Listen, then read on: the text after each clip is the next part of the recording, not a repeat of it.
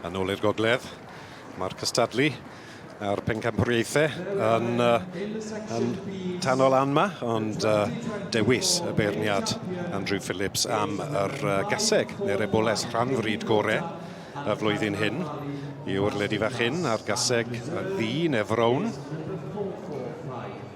Fi'n credu taw Abereiron Santilana Valentina. Wyt ti'n iawn, dyna fe.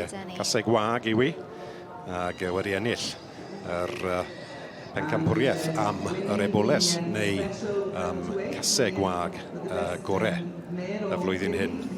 Mae'r adran y Rhan-Frid yn eitha anodd i gadw lan na. Mae yna sawl Pencampwriaeth i gael cyn y prif Pencampwriaeth.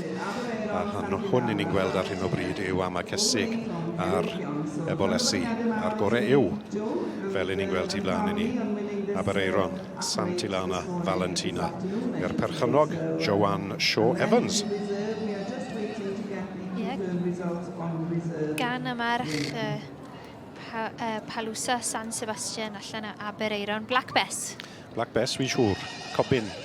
Yw hi siŵr o fod, ond am y tad, byddwn ni ddim yn moyn gweud. Na.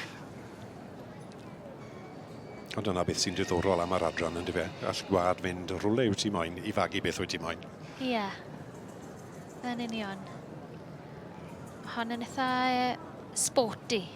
Odi, ond eto, wy'n credu gallet ti ddangos i mewn ambell i adran y byd dangos. O, sa'n i'n dan meddwl. gyfrwy, ti'n modd intermediate, rhywbeth fel yna. Sa'n i'n meddwl. Riding horse fi lle? Ie, gallet ti fynd rwle wyt ti moyn ar ceffyl bach hyn, a dyna'n sicr beth mae Andrew wedi gweld. Mae yna bywyd tu flaen iddi.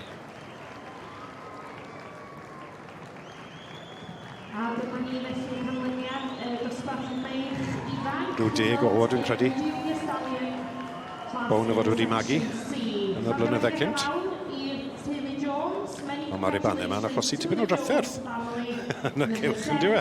O, fydden ni'n joio'r broblem na. An aisle in second, 770. Adele Anson with Trevel Top Dollar. And Dredyn in third. A dyma ni dewis y beirniad Andrew yn yr gystadleuaeth am yr gaseg neu eboles orau Rhan-Frid Cymraeg yn y sioe y flwyddyn hyn, a hynny yw Abereiron Santilana Valentina i Sioe Evans.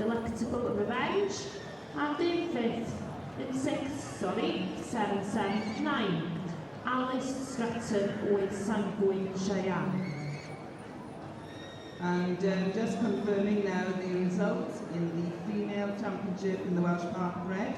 In first place we had 1327, Sioe Evans. Andrew, hyd y gweud am edrych am rhywbeth sy'n cerdded yn dda.